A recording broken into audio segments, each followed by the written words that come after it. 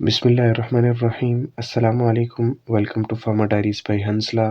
हम डिस्कस कर रहे थे स्कोप ऑफ फार्माकोग्नोसी को और scope of pharmacognosy in the cultivation and collection of plants medicinal plants हमने डिस्कस किया था। फाइटोकेमिकल्स के बारे में हमने डिस्कस किया था। रिसर्च टूल जो कि न्यू ड्रग डिलीवरी सिस्टम में यूज़ करते हैं द फार्मास्यूटिकल इंडस्ट्री, वहाँ पे इसके स्कोप को डिस्कस किया था। Essential intermediate for the final synthesis and bioactive molecule in the pharmaceutical industries. और अब हम डिस्कस करने जा रहे हैं fifth point, herbal preparation and herbal medicine, यानी कि फार्माकोग्नोसी का क्या स्कोप है या क्या रोल है in the herbal preparations and herbal medicines. According to WHO, more than 80% of the population is dependent on the herbal medicines and herbal formulations for its primary health care. अगर हम example देखें तो हमारे पास सीना है जिसको सना मक्खी भी बोलते हैं। ये एज अ परगेटिव्स यूज़ हो रहा होता है। अब परगेटिव्स क्या होते हैं? ऐसी ड्रग्स जिनको हम ट्रीट करते हैं फॉर द कॉन्स्टिपेशन और इंड्यूस बाउल मूवमेंट के लिए। बेसिकली कॉन्स्टिपेशन में जिन ड्रग्स को यूज़ किया जाता है उनको सिना का नाम देते हैं। उसके बाद जो हमारे पास है वो वासाका है। वासाका भी एक हर्बल मेडिसिन है जो कि ब्रोंको डायलेटर जिसका यूज़ है। क्या यूज़ है जी? Bronco dilator. ये एस्थमिक पेशेंट में यूज़ की जाती है। रावुल्फिया ये एक एंटी हाइपरटेंसिव हर्बल मेडिसिन या हर्बल फार्मूलेशन है जिसको हम हाइपरटेंशन की ट्रीटमेंट में यूज़ करते हैं।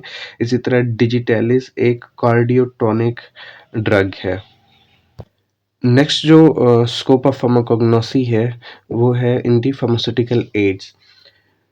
फार्मास्यूटिकल एड्स ऐसे सब्सटेंस जिसकी कोई थेरेप्यूटिक प्रॉपर्टीज़ तो नहीं होती, अगर होती भी है तो बहुत कम होती है, लेकिन इन सब्सटेंस को यूज़ करके या इनकी मदद से बहुत सारी डोजेज फॉर्म की मैन्युफैक्चरिंग की जाती है, जैसा कि टैबलेट्स, कैप्सूल्स, सिरप्स, इन सब की मैन्युफैक्चरिंग इनकी मदद से, इन फार्मास्यूटिकल्स एड्स की वजह से इनकी मैन्युफैक्चरिंग की जाती है। फॉर एग्ज़ाम्पल हमारे पास जो फार्मास्यूटिकल एड्स हैं वो हम एज़ अ फ्लेवरिंग, परफ्यूमिंग या कलरिंग एजेंट के तौर पे यूज़ कर रहे होते हैं most of the pharmaceutical and herbal industries में। उसके बाद इनको हम ये जो मेडिसिनल प्लांट्स हैं इनको हम एज़ अ फार्मास्यूटिकल यूज़्ड करते हैं कॉस्मेटिक में भी, टेक्सटाइल्स इंडस्ट्रीज़ में और फूड इंडस्ट्रीज़ में। जैसा कि हमारे पास मेडिसिनल प्लांट है स्टार्च। मेडिसिनल प्लांट से हासिल किए जाने वाला जो हमारे पास एक्टिव केमिकल कंस्टिट्यूएंट है वो क्या है? स्टार्च। स्टार्च को हम यूज़ करते हैं डिसइंटीग्रेटिंग एजेंट के तौर पे।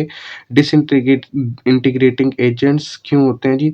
For the manufacturing of tablets, ताकि मैन्युफैक्चरिंग की जा सके टैबलेट्स के लिए।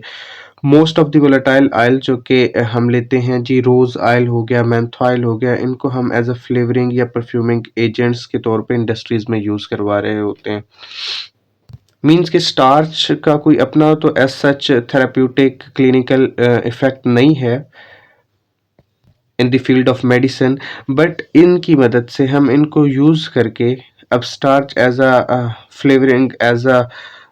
फ्लेवरिंग एजेंट या किसी भी तरह से इसको यूज़ करके हम डिसइंटीग्रेट करवा सकते हैं, डिसइंटीग्रेटिंग यूज़ इसका कर सकते हैं, जिसमें हम बहुत सारी टैबलेट्स, बहुत सारे सिरप्स की मैन्युफैक्चरिंग करवा सकते हैं। उसके बाद जो है फॉर दी स्वीटेस्ट टेस्ट, हम किसी भी जो है वो फ्लेवरिंग एजेंट क्यों डाल रहे होते हैं? ताकि वो सिरप है तो वो हमारे लिए लेने में आसानी हो।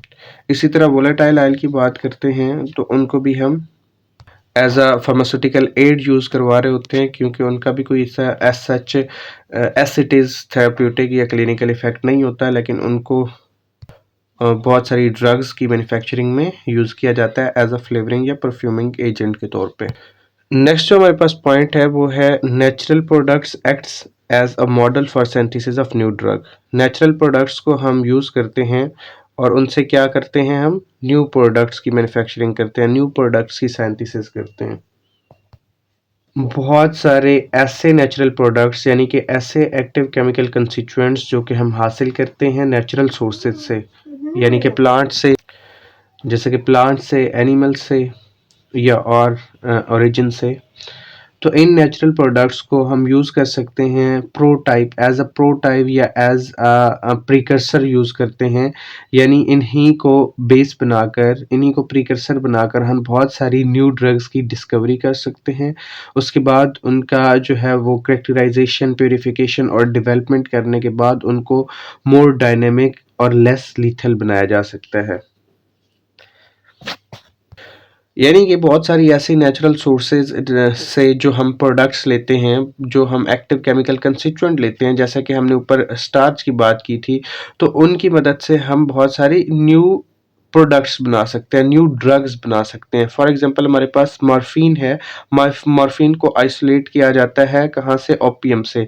इसको हम यूज़ क्या कैसे करते हैं? अब मॉर्फिन को हम एज अ प्रिकर्सर यूज़ करते हैं और यूज़ करते हैं as a model for large group of potent analgesics. Potent analgesics की जो है वो सिंथेसिस के लिए, एक बड़े स्केल पे उसकी फॉर्मेशन के लिए हम इस मॉर्फिन का यूज़ कर रहे होते हैं, यानी कि एज अ प्रिकर्सर यूज़ करवा रहे होते हैं उसको। सेकंड हमारे पास एट्रोपिन है। एट्रोपिन को भी हम as a precursor, as a prototype use करवाते हैं for the spasmolytic synthesis. Spasmolytic synthesis में हम इसको यूज़ करवाते हैं। स्पाज्मोलाइटिक क्या होता है? स्पाज्मोलाइटिक ऐसी ड्रग्स होती हैं जो मसल्स की कॉन्ट्रैक्शन को रिलीव करती हैं, यानी कि helps to relieve muscle spasm, cramps और कॉन्ट्रैक्शन। अब स्पाज्मोलाइटिक सिंथेसिस को हम यूज़ करते हैं to treat menstrual cramps, muscles cramps या जीआईटी डिसऑर्डर हो गया, यानी कि इरिटेबल बाउल सिंड्रोम हो गया, उसमें हम स्पाज्मोलाइटिक ड्रग्स को यूज़ कर रहे होते हैं। अब हमारे पास जो स्पाज्मोलाइटिक ड्रग्स हैं उनमें डाइसाइक्लोमीन, मेथोकार्बामोल और साइक्लोबेंजोप्रीन शामिल हैं। अब यहाँ पे देखिए हमने एज अ प्रिकर्सर इसको यूज़ किया है। इसको हमने क्या किया? एज अ प्रिकर्सर यूज़ करवाया, लेकिन इसके ज़रिए बहुत सारी स्पाज्मोलाइटिक सिंथेसिस हुई, यानी कि एक न्यू ड्रग की डिस्कवरी हुई। This is all about the use of or scope of pharmacognosy in the field of development of pharmacies in the pharmaceutical industries, herbal industries, cosmetic, textiles and food industries.